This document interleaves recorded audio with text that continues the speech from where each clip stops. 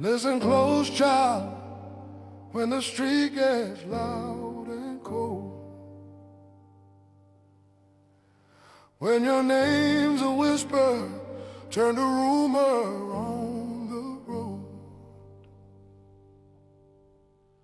Don't be shocked if they turn their eyes away from you. They turn away from me first. That's the honest truth. God's beautiful soul. Good morning. Good evening. Whoever you are and wherever you're listening from, I pray you had a blessed week. I hope that in the middle of life's responsibilities, deadlines, and unexpected challenges, you found a few moments to slow down, to breathe, and to allow God to renew your strength. Sometimes we get so busy surviving that we forget we're actually called to live. Life is a gift, and we only get one opportunity to live it. So let's make every day count. Not just for ourselves, but for the people who love us, believe in us, and depend on us. Every decision we make leaves an imprint on someone else's life. Today's episode is a special one because we're revisiting a topic that has stayed with so many of you since episode 13. Know the truth. Accountability is the mirror of growth. But this time, I won't be having this conversation alone. Joining me today is my baby bro, Coach Crank, a devoted father to 4 amazing children, 3 sons and 1 daughter. He's also a career coach at a well-known university where he spends his days helping people discover purpose, direction, and their next step in life. Most importantly, he's someone who understands that real growth begins when we're willing to look in the mirror and tell ourselves the truth. So grab your coffee, take a walk, or settle into your favorite chair. I believe this conversation is going to challenge you, and encourage you, and maybe even change the way you see yourself. So welcome back to Lies Changes Truth. I'm your host, BK Blessed. Listen, if this episode touches your spirit and blesses your soul, please like, share, and subscribe, and follow me on my socials. The more people we get these messages out to, the more people we can heal. Now, before we begin, I want to let you know that there will be a continuation to this because we recorded this in Jamaica and we had a good time, but we had some technical difficulties, but God is good and we still had a great conversation. So now it's about time that we get into this. What's up, guys, beautiful souls? It's your host, BK Blessed, from Lies Changes Truth. We're doing a little something different today. I got a guest in the studio, my brother. And when I say my brother, I mean my real brother. Same mother. Shaun Crank. And today we're going to talk a little bit about accountability and how important that is. So here we go. Let's do this. What's up, Shaun? How you doing? They can see me? Oh, they can see you. They can see you. Fire. I'm good, man. I'm good. I'm great. I'm happy to be here in Jamaica. Having a good time, right? Absolutely. Yeah. Took a second to get him on that plane, but he did it. Yeah. I still gotta get back, but I'm here. All right, so we're going to start off with a little icebreaker. So one of the questions is, what's something you believed as a kid that you laugh about now because you learned it wasn't true? So that's actually a tough question. I was gonna say, when we were kids, anytime we had like a thunder and a lightning storm, our mom used to say things. We used to unplug everything, right? Everything, right? You couldn't be on the phone, couldn't take a shower. So I believed it 100% as an adult. I thought it was not true. Right now, if the thunderstorm's outside, I do nothing. I have a generator and I sit back and continue to watch Netflix. But I Googled it, and apparently, I guess it is true. If it is a thunder and lightning storm, you should stray away from being on corded phones or in the tub. So it was hard for me, but I think, I don't know. Gosh, it's not Santa Claus. Hope no kids are watching, because we never believed in Santa Claus. Even though my kids, they did get a lot of gifts, and I'm broke, so I don't know how they got them, but they got gifts. I don't know. To simplify, honestly, when I was a kid, I think I truly believed the saying that God made dirt and dirt don't hurt. Put it in your mouth and watch it work. I think I truly believe that. And then now, if I watch my kids pick something off the floor and eat it, I think it's crazy, because dirt absolutely can hurt the infection. So I think for me, it's probably that. God made dirt don't hurt. Sounds good, but trust me, stay with the dirt as much as you can. You know what I mean? Well, no, I mean, a little bit of germs is good for the system. You know what I mean? I mean, it gives you a nice little callus to fight off. Yeah. But, I mean, I'd like to stay free, dirt free as possible. So, what we're talking about today, I want to just add a little scripture to this. 1 Corinthians 11:31. But if we would judge ourselves, we would not be judged by God in this way. And Proverbs 12:15. The way of a fool is right in his own eyes, but he who he counsel is wise. And the thing is, with accountability, you should be judging yourself. So when you do certain things in life, if you hurt people or just certain mistakes you've made, you should be judging yourself and saying, how can I change this? How can I make this better?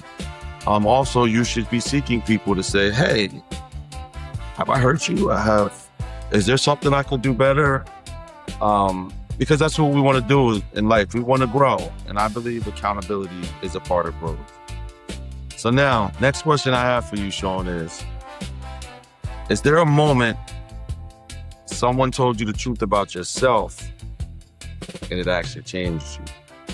Yeah, 1,000%. 1,000%. And, I don't want to get too deep, but I want to be as, I think, honest as possible. It's important, I think, for me to be honest, having children, I want them to see, all of me, if that makes sense.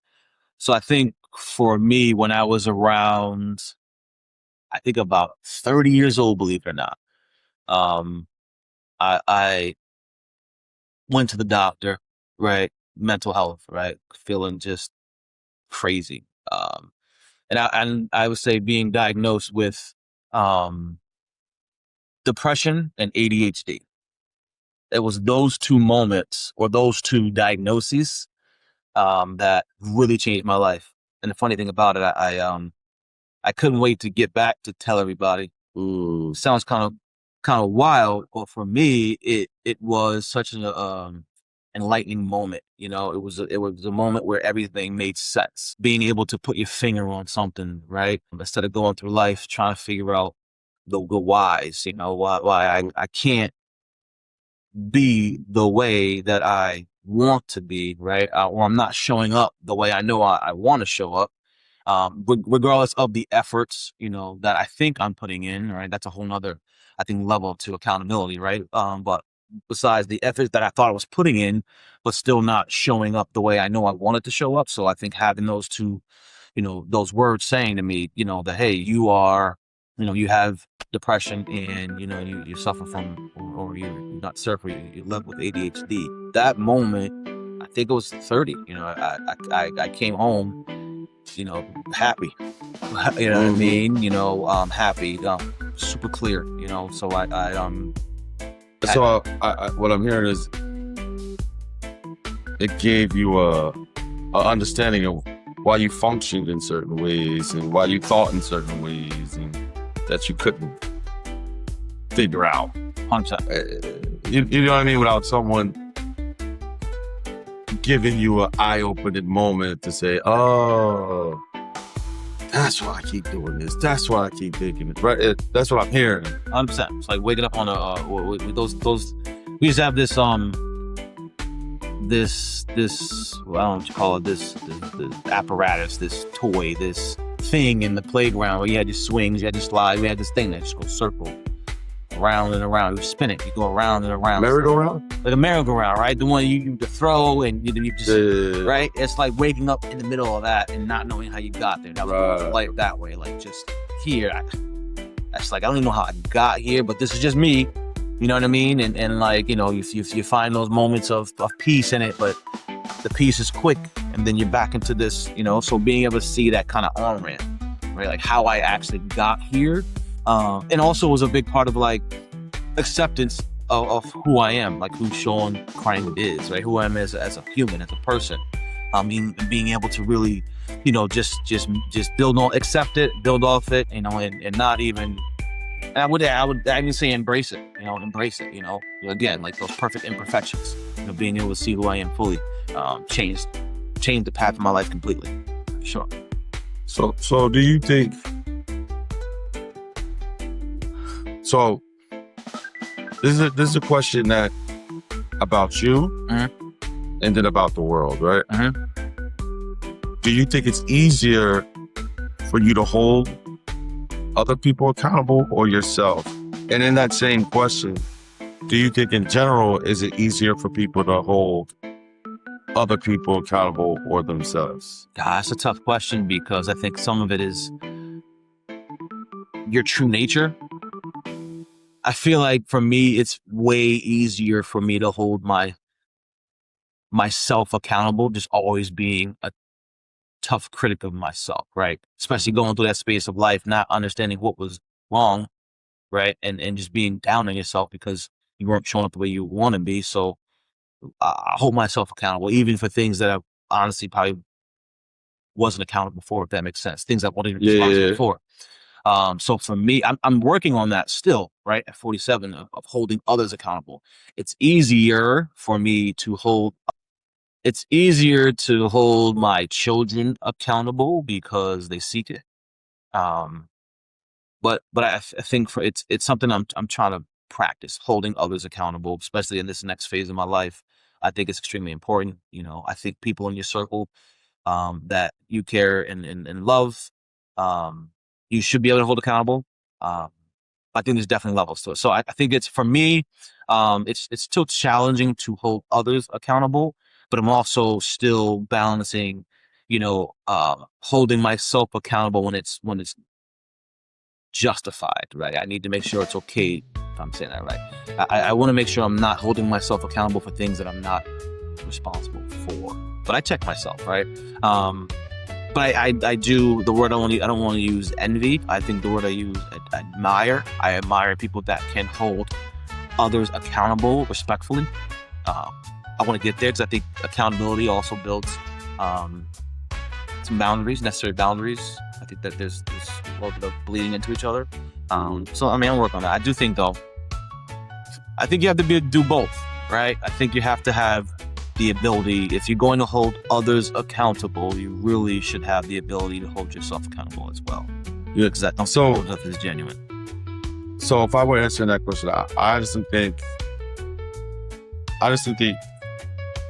if I'm speaking to the world, I think a lot of times it's easier for them to hold other people accountable. And when I'm saying that, I don't think people like to admit when they've done something, or people don't like to see the wrong in themselves. Right. So they definitely don't want to hear it from someone else. But then also you were saying holding yourself. There might be an extreme to holding yourself accountable too, because you actually might be blaming yourself for things that aren't your fault. Right. Like I know a situation where some kids were born and they had defects, and the grandfather was blaming themselves. But that's not your fault. Nope. You can't control that. So So that's not really holding yourself accountable. That's kind of trying to take, how do I want to say it? You're trying to take control. You can't take ownership of everything. Is what ownership. That's what you can't take ownership, because everything isn't yours to own. Right.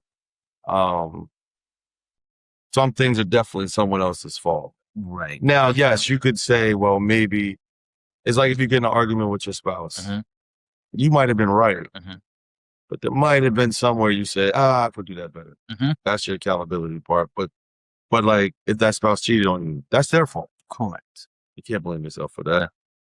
Even if you were that's not tough. the best person. Yeah, that's tough. But that's still the spouse's choice to go cheat. If you get what I'm saying? 100%. 100%. But the accountability on you is, what could I do better to not make them even think to do that, is what I'm saying. But I understand the part of holding myself accountable a lot. And maybe that was just something that I upbringing. Because I'm always assessing myself of, what did I do wrong? Why did I say that? Could I have said something else? You know what I mean? Like,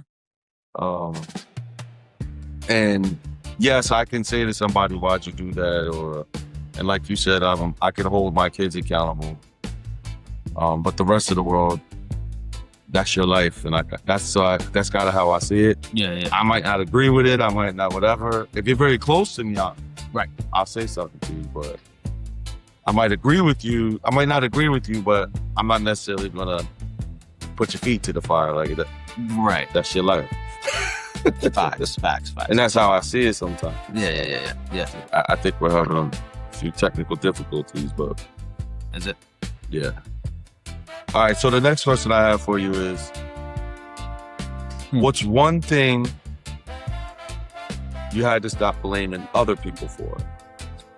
Yeah. No, you know what? This is all these questions are very like relevant, I think, in my life currently, or my most recent history, right? And this is just for me, you know, my emotions, you know, my reactions. I've had to stop blaming others for my emotional intelligence, if that makes sense. You know, how I reacted to what has happened to me, whether that is with, you know, a previous spouse, whether it's with my children, you know, stop. I had to stop focusing on the kind of what happened, right?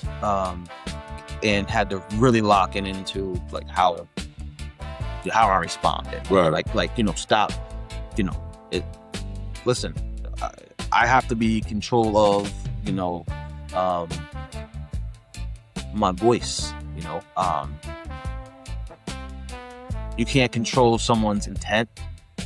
Yeah. Do you know what I mean? Facts. Things land the way they land, right? Facts. And you know, I had to really, you know, like even in you know, my recent, you know, like, you know, the marriage not going well and all that stuff, and you know, had to really step out of that, and it took me time to really start thinking about just using more I statements. You know what I mean? With myself. You know what I mean? With myself. So stop really looking at it. And for me, it was more about like, hey, I'm gonna stop blaming others for the way I responded and really start focusing on, you know, how I responded, right? Like, how can I build from that, you know? So for me, it's a big part of it is my emotions, right? I'm not blaming anybody else for my emotions. I can't control, you know, I cannot control how you're going to respond to things, you know. So emotions, to wrap that up, it will be my emotional, you know, and just I'm thinking about the saying, it's okay to be angry, but it's how you respond. Right. It's okay to have any emotion, but it's how you respond. Right. It's all true emotions. They're yours. I mean, but you know, sometimes. No, I get it. Rough. Get it. Right? It's rough. Sometimes. How you expect now to go respond? But no matter what, it's still, I'm joking. No, yeah. But it's still, how you react to a certain situation. Because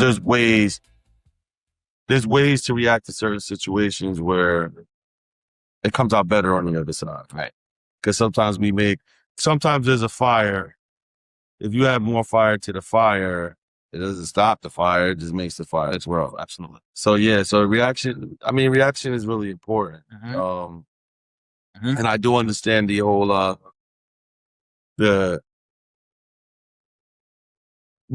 not saying you're an abuser, but that's what the abuser does, right? Yeah. You made me punch you in the face. Yeah. You know what I'm saying? Yeah, Like, yes. Well, yes. yeah, I made what? Why? Because I said something you didn't like? Yeah, you could have been angry about it, but that doesn't give you a right to punch me in the face. Right. So yeah, that's a real thing. And emotions are important because emotions give you the cue, something you don't like said to you. Yep. You don't like the way it makes you feel. But emotions need to be controlled, though, because when emotions are controlled, like I say, I don't believe men and women are any more emotional than each other, but the way we handle our emotions are different. Because women are usually freer to share them. Sure. But a highly emotional man is usually in prison. Yeah, I feel you. Because when a man can't control his emotions, we're usually fighting, or we're usually, you know what I mean? Like it's different than women. We're not going to cry. Right. We may cry, but we might cry while we My words. doing something wrong. Right. Yeah, exactly. 100%. So that is very important to. I like the using the eyes. What did I do? Why should I do this? That's very important, rather than saying I'm doing this because of you. Right. Yeah, the use. That's the blame part, right? Like, yeah, it's easier, and it goes back to accountability. You know, you lose sight of it if you can't use those eyes. Yeah, I mean, it's and for me, it was like also like I got to use these eyes in like being truly genuine with it, without expecting someone else to start to also. It'd be great. It'd be awesome if we were all using eyes. World. Right? But it's like gotta get to a point where like I'm gonna use eyes for me, and no expectations that you're gonna use eyes. But I'm gonna believe in this because this is moving me closer to peace, and it moving me closer to that emotional control. So it's like my eyes with no expectation that if you want to join in with the eyes, I think we can get somewhere great. If you don't, that's okay. But that's a big thing for me, is that you can't change anybody. Can't. The only person you can change is you. That's it. You can give advice, prompts, whatever. But a person not going to change until they want to change. Facts. Until they think it's important enough to actually do the work to change. And change ain't easy. I mean, it's not. Even a person that wants to change and is changing may not look like they're changing at first, because change is just hard. You know, you're used to being away for so many years. And then if, you think somebody's going to change in 2 days, that's not how it works, And the other person won't trust your change because they have an emotional connection to how you use it. So as you're changing, they don't even, they don't really trust it, which I get. Sometimes it takes like that emotional, it almost takes emotional things to happen for them for others in your circle to start truly trusting that change, right? You know what I'm saying? Like, you have to almost have some of those moments for them to start, maybe that change is really there. So, and biblically, I mean, that's where the grace, and that's where the fruit of the Spirit comes in, right? That's that long suffering. That's that patience. That's that kindness. Understanding that another person, put it this way, we're all alike. And when I say we're all alike, we're all imperfect. Right. So that's that patience, that kindness, that long suffering, understanding that I want people to have long suffering with me. I want them to have patience with me. I want them to have kindness with me. I got to do the same thing. Right. That's where that grace and that mercy come in. Understanding, like, I don't like what's happening right now, but I did see they tried to do that yesterday. I did see they tried to do that yesterday. Right. Yeah, they reverted back for 3 days. You understand what I'm saying? Absolutely. Just giving that time for them to get to the place they need. Mm-hmm. And I truly believe, like you said, like you doing it for you. Mm-hmm.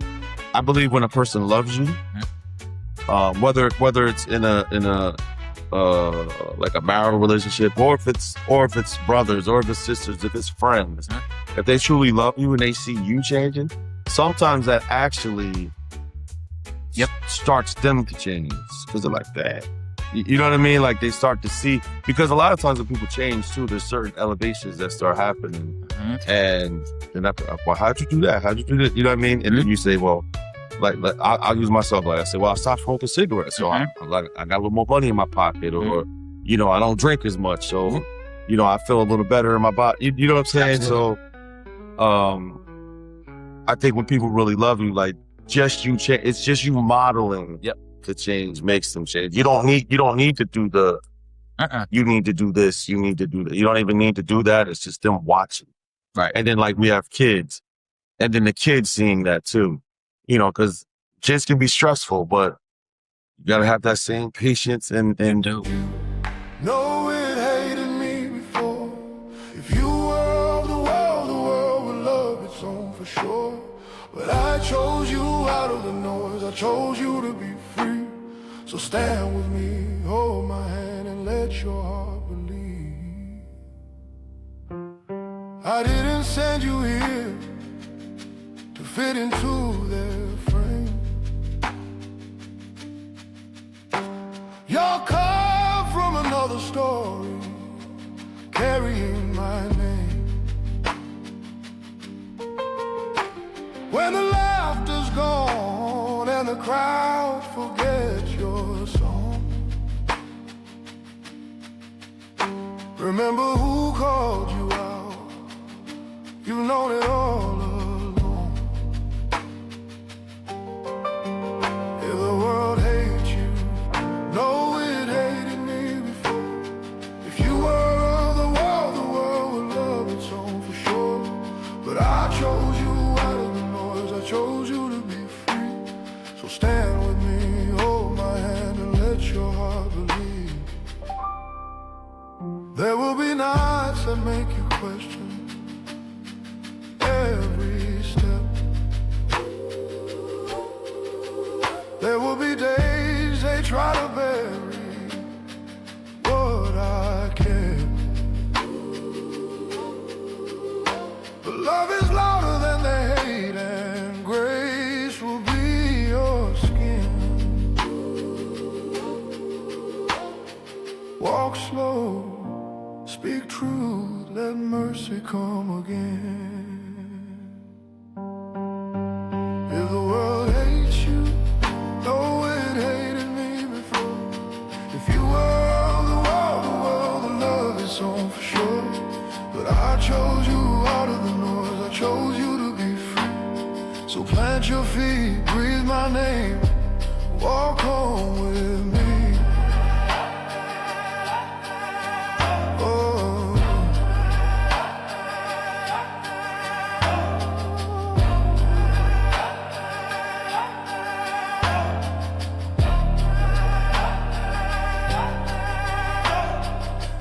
I chose you, remember that, not of the world, but known.